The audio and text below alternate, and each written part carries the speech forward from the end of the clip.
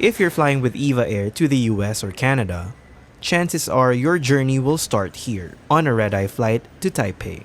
In this video, we'll be flying Taiwan's second largest airline for the very first time on this channel in economy class from Manila to Taipei.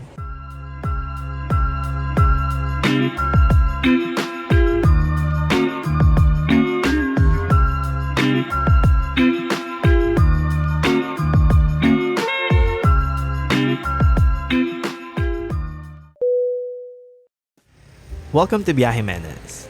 First things first, let's clear up the name of this airline.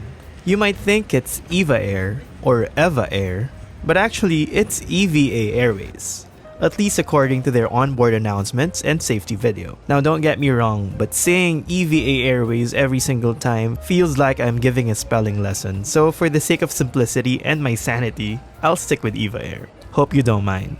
With that out of the way, let's jump into today's trip report. EVA Air is Taiwan's second largest carrier, right after China Airlines.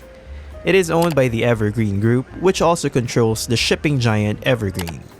Yes, the same company behind this.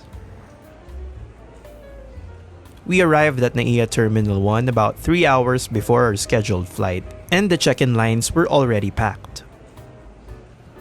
As I mentioned earlier, this carrier is a popular choice among Filipino passengers heading to North America, especially large families and overseas workers.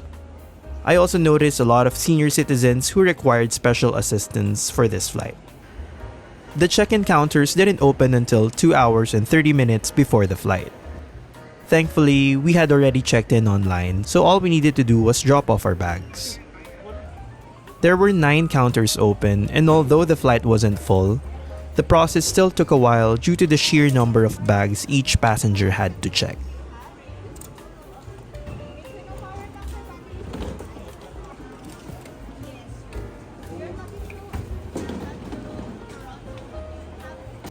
After breezing through immigration and security, let's head straight to the PAGSS lounge. Or at least try our luck getting in. If you're new to the channel, my name is Earl and welcome to Viaje Menes. I make trip reports and airport lounge tours. If you enjoy aviation content and want to see more, do me a favor and hit that subscribe button. Getting free access to the PAGSS lounge? Easy. Actually getting in? Well, that's a whole different story. Not too long ago, only a handful of credit cards gave access to the lounge. But with all the new partnerships with credit card companies and the surge in new cardholders post-pandemic, getting in is a bit trickier now. I've seen some passengers get frustrated with this, but don't get mad. The receptionists will definitely reach out once the spot opens up, so just stay cool and patient. Today, my parents and I got lucky and were granted access to the main lounge. In my previous Vietnam Airlines trip report, my mom and I were asked to transfer to the PAGSS Extension Lounge, which offers pretty much the same food, just without a bar or restrooms. This time, we used our BPI Visa signature cards to get in, but here are some other credit cards that can grant you access, if you're lucky.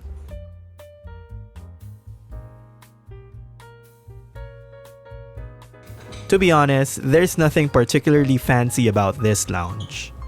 But there's something comforting about enjoying a warm bowl of arroz caldo and freshly steamed siomai after a long wait at check-in and immigration. Given the limited food options in NAIA Terminal 1, having free access to this lounge is definitely a nice perk to have.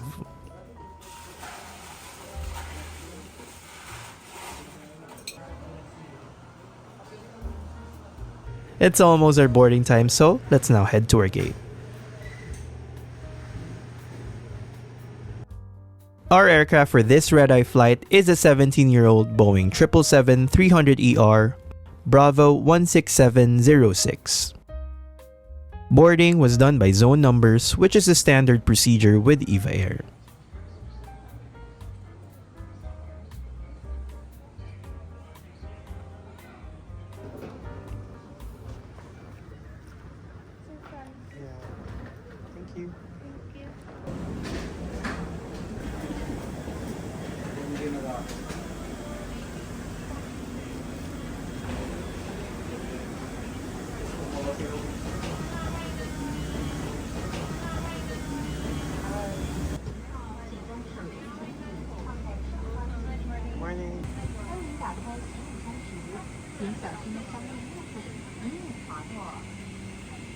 Welcome on board EVA Air Flight 262, bound for Taipei, Taiwan. Economy class is arranged in a 333 configuration, and my seat for today is 55K. The legroom is pretty generous, more than enough for this short flight. If you're seated by the window, you'll also notice some extra space here. The tray table is bifold and can be adjusted back and forth. Waiting for me at my seat was a pack of earphones, so there's no need to grab one by the entrance.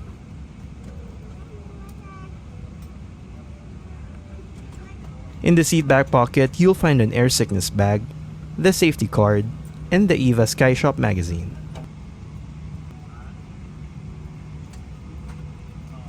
The touchscreen TV is a decent size and features a USB charging port underneath.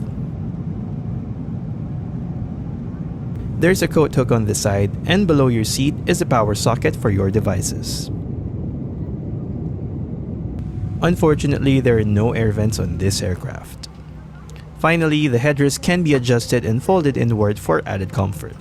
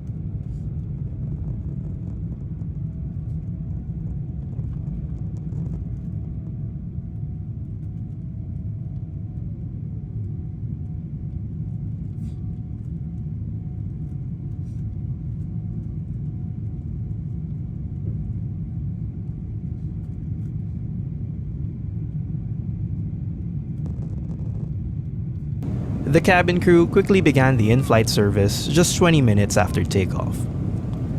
Since this is a super short flight, there's only one meal option: Filipino-style barbecue chicken with rice.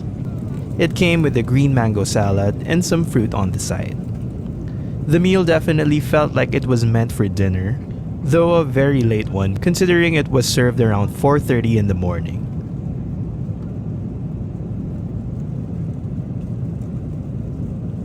But honestly, it tasted amazing. Probably one of the best economy meals I've had this year. The tray also came with metal cutlery, which is impressive for such a short flight. As for the coffee, well, it's just so-so.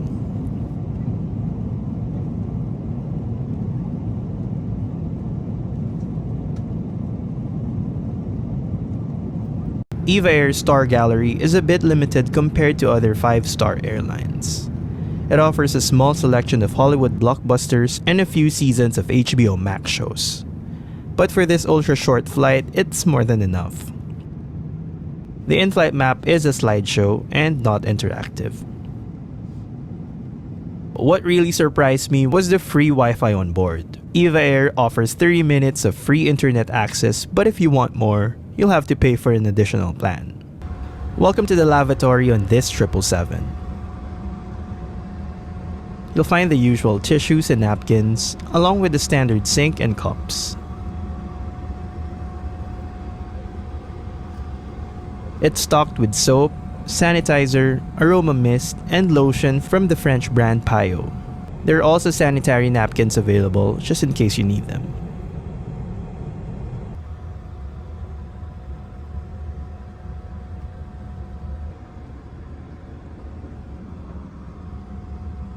Finally, here's the coat hook. We've started our descent to Taipei Taoyuan Airport, so let me conclude this trip report with EVA Air. Our journey started at NAIA Terminal 1, where we encountered lengthy check-in lines, mostly due to passengers flying to North America and checking in multiple bags. To save time, I highly recommend checking in online ahead of time so you can make use of the bag drop lanes. Getting into the PAGSS lounge these days, especially during peak travel season, is a bit of a gamble. With multiple credit card partnerships and plenty of passengers eager to take advantage of the perks, access isn't always guaranteed, so be prepared to bring some extra patience and kindness if you plan on using it. Once on board, EVA Air delivered great soft and hard products. The seat was comfortable enough and the screen was decently sized, though the IFE options were limited compared to other 5-star airlines. They also offer paid Wi-Fi on board with a free 30-minute access. The food was fantastic and tasted amazing, even though the timing of this meal felt a little odd. Too late for dinner and too early for breakfast. The cabin crew were friendly and efficient, especially considering the short service time. Overall, EVA Air was impressive on my first flight with them. As for the ticket prices, a one-way journey can cost around $170 while a round-trip journey can go from as low as $263 or about 15,000 pesos. Thank you so much for joining me on this trip report. If you enjoy the content, please leave a like and consider sharing this video with your family and friends. I'd love to hear your thoughts on this EVA Air trip report in the comment section below. From Taipei, we'll be hopping on our next flight aboard EVA Air's 787 Dreamliner, heading to Sapporo in Hokkaido, Japan. Don't forget to hit the subscribe and bell buttons to stay updated and never miss out on future content. I look forward to having you with me again in my next video. Bye!